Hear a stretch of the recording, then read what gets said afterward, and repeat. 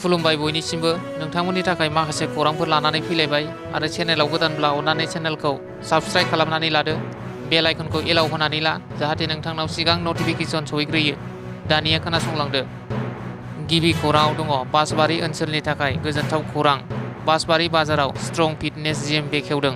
क'क्राझार जिल्ला पर्बतजरा महकुमानि सिङाव थानाय बासबारि बाजाराव राजेश नार्जारिया स्ट्रं फिटनेस मुंनि मोनसे जिम बेखेवदों। बारग' एमएलए एबा आथिखालनि बिजेपि राजखान्थि हान्जानि दैदेनगिरि ब्रजेन्द्र कुमार मोसाहारिनि नुजाथिनायाव बिथांनिनो अनसुलि बिसि उषा मोसाहारिया मैया स्ट्रं फिटनेस जिमखौ बेखेवनानै होयो।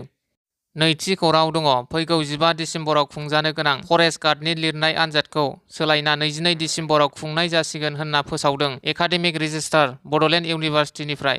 आनजाद लिरगोन बिजाथिफोरा 13 डिसेम्बरनिफ्राय 16 डिसेम्बरनि गेजेराव एडमिट कार्डखौ डाउनलड खालामनानै लानो हागोन।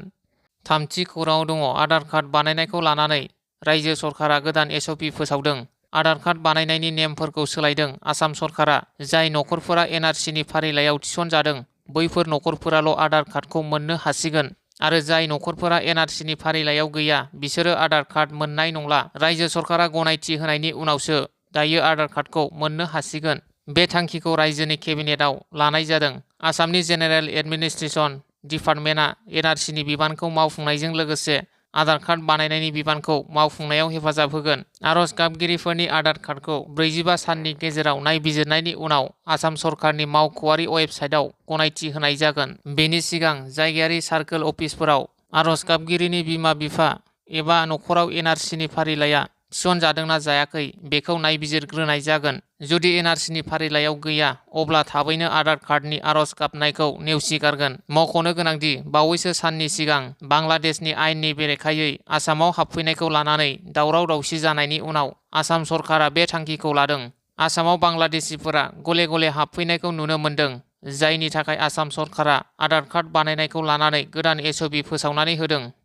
ब्रैथि खौराङाव दङ हरिसिङा बियाबनि इउपिपिएल दोलोनि एमसिएलए सन्जय सरगयारिया इउपिपिएल दोलोखौ नागारनायनि आर'जलाइ दैथायहरदों। इउपिपिएल दोलोनि आफादगिरिनिसिम खौरां मोननाय बादिब्ला बिथां एमसिएलए सन्जय सरगयारिजों लोगोसे इउपिपिएल दोलोनि टिसिएलसिसिनि चेयारमेन बिसिडिसि चेयारमेन मेम्बार्स गासै सा 45निबो बांसिन गोख्रों दैदेनगिरिफोरा बिबान नागारनाय आर'जलाइ गथायदों।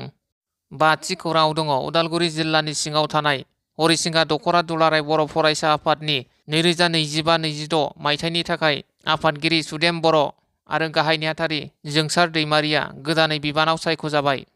द'थि खौराङाव दङ चिरां जिल्लानि सिङाव थानाय 10थि दुवार दख'रा एबसु आरो थाइखाजरा दालाइसा एबसुआ जथायै बोसोरसालिया जथुम्मा खुंफुंनो साखाफारा जादों। दिनै आरो गाबोन साननैनि हाबाफारिजों 10थि दुवार दख'रा एबसुआ खुंगा 20थि 2 बोसोरसालिया जथुम्मा आरो थाइखाजरा दालाइसा एबसुआ 5थि 2 बोसोरसालिया जथुम्मा खुंफुंगोन।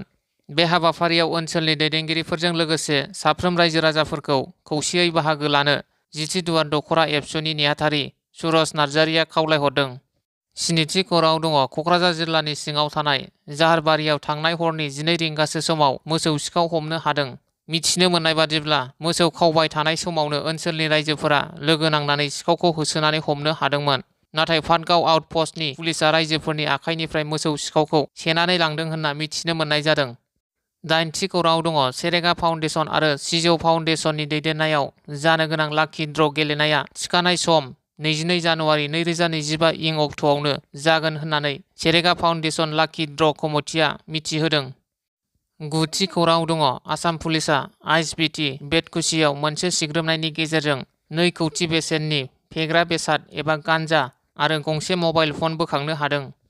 10थि खौराङाव दङ आलु अर्जुननि पुष्पा 2 सावथुना रिलिज जानायनि उनाव दासिम मुलुगनाङै 1,002 कौटि रां आरजिनो हाबाय।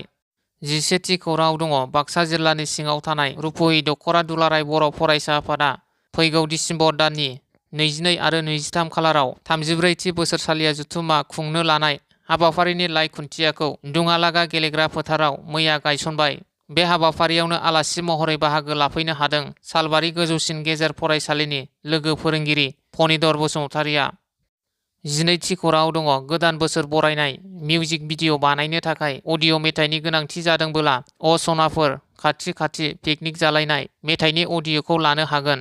मुंदांखा मेथाइ रोजाबगिरि देरहासार नार्जारि आरो लकिश्री सरगयारि रोजाबनाय अ सनाफोर खाथि खाथि पिकनिक जालायनाय मेथाइखौ नोंथांमोना मिउजिक भिडिअ बानायनो थाखाय लानो हागोन। लकिश्री स्वर्गियारिनि प्रडिउस खालामनायाव हेमन्त बर'नि रिलिक्स टियन आरो मिउजिक होनायाव देरहासार नार्जारी आरो लकिश्री स्वर्गियारिनि रोजाबनाय अ सनाफोर खाथि खाथि पिकनिक जालायनाय मेथाइखौ नोंथांमोननो मिउजिक भिडिअ बानायनो थाखाय गोनांथि जादोंब्ला 9395275505 मबाइल नाम्बाराव रायज्लायहरनानै लानो हागोन।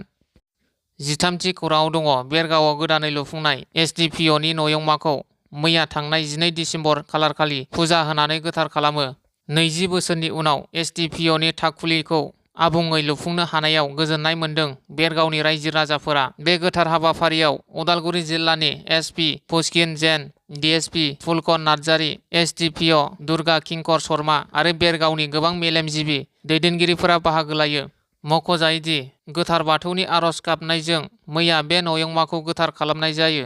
बे एसडिपिअनि नयंमाखौ थाबैनो गुवारै बेखेवनाय जागोन होनना फोरमायो एसडिपिअ दुर्गा किंकर शर्मा बिथाङा।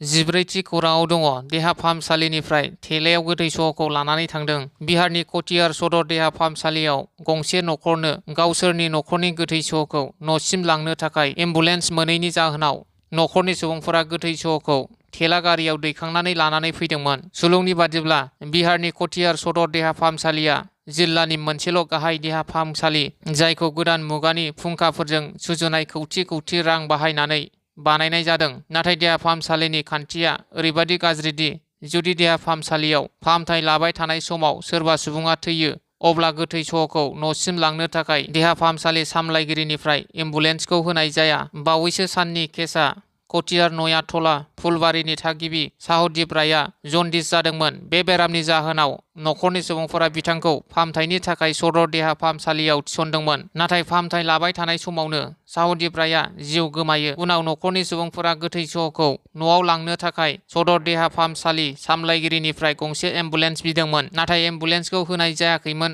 मानोना एम्बुलेन्सखौ गाज्रि जादों होनना बुंदोंमोन। नाथाय सदर देहा फाहामसालियाव गोबां एम्बुलेन्स थासेयावबो गंसे एम्बुलेन्सखौ होनाय जायाखैमोन। बैबादि थासारियाव सदर देहा फाहामसालिनि फारसे गोसोआव सोंलु सिखारदों।